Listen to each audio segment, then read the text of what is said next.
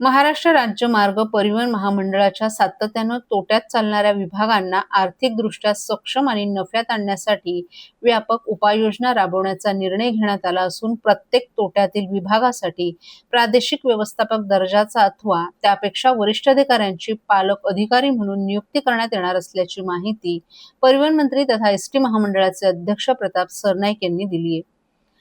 ST महामंडळाच्या मुख्यालयात बोलवण्यात आलेल्या बैठकीत ते बोलत होते। या बैठकीला मुख्य सुरक्षा आणि दक्षता अधिकारी श्रीमती प्रियंका नारनवरे, वित्तीय सल्लागार गिरीश देशमुख यांच्यासह सर्व खाते प्रमुख आणि प्रादेशिक व्यवस्थापकही उपस्थित होते। एसटी महामंडळाची आर्थिक स्थिती सुधारण्यासाठी केवळ उत्पन्न वाढ नव्हे तर खर्च नियंत्रण, इंधन बचत, महसुली गळती रोखणं आणि प्रशासकीय शिस्त यांचा एकत्रित विचार करून ही कार्यपद्धती राबवण्यात येणार आहे। यासाठी संबंधित पालक अधिकाऱ्यांवर विभागाच्या आर्थिक प्रगतीची थेट जबाबदारी निश्चित करण्यात येणार आहे। यानुसार प्रत्येक महिन्याच्या पहिल्या आठवड्यात संबंधित विभागाची आढावा बैठक घेण्यात येईल। या बैठकीत मागील महिन्याच्या उत्पन्न खर्चाचा सखोल आढावा घेऊन चालू महिन्यासाठी ठोस नियोजन करण्यात येणार आहे।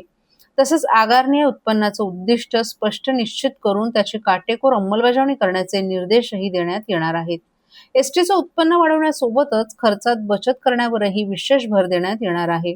विशेषतः डिझेल बचतीसाठी प्रत्येक आगाराला जबाबदारी निश्चित करण्यात येणार असून सातत्यानं डिझेल बचत करणाऱ्या आगारांना प्रोत्साहनपर बक्षीस योजना जाहीर करण्यात येणार आहे।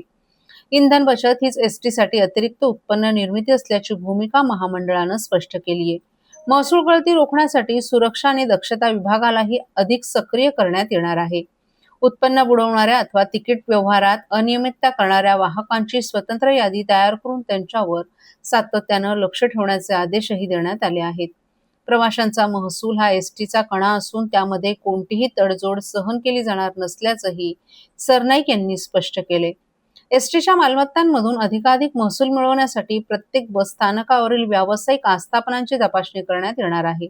सर्व दुकाने आणि आस्थापना कार्यरत असल्याची खात्री करून त्यांच्याकडून नियमित आणि योग्य भाडे वसुली करण्याचे निर्देशही देण्यात आले आहेत।